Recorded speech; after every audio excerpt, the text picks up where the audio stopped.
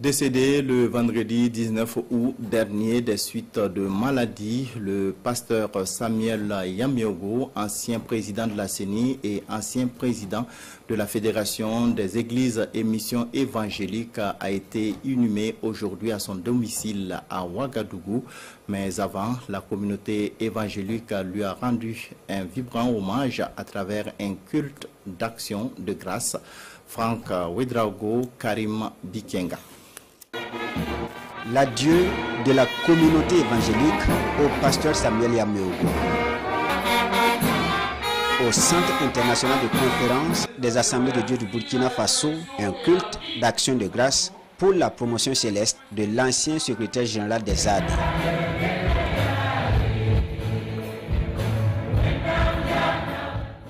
Dieu cherche toujours des hommes et il cherche un homme.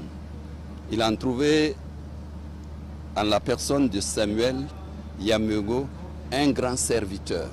Samuel était un évangéliste et un pasteur. Il s'est revêtu de tous ces services-là de la part du Seigneur et nous voulons copier ça. C'est un serviteur de Dieu qui m'a beaucoup impacté.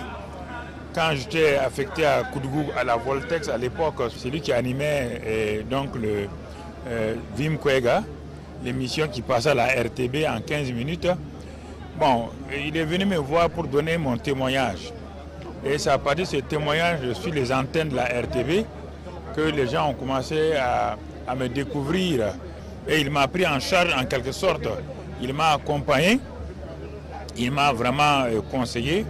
L'œuvre du pasteur Yamiogo n'est pas que spirituelle. Les témoins de son action s'accordent. Il fut également un promoteur du développement socio-économique de son pays. À la tête de l'ODE, il a vraiment accompli de grandes œuvres. Donc beaucoup de projets ont été donc accomplis, réalisés ici au Burkina Faso. Et donc à travers lui, il y a eu véritablement un développement et un développement holistique. Un développement donc qui prenait en compte tout l'être, c'est-à-dire le corps, l'âme et l'esprit. Il m'a fait bénéficier de tout ce qu'il a vécu au niveau de la CENI. Il m'a donné toutes les indications possibles sur comment gérer les hommes, comment gérer les différentes composantes, comment faire en sorte que la CENI, qui doit être une institution de paix, puisse fonctionner dans la paix de tous les jours.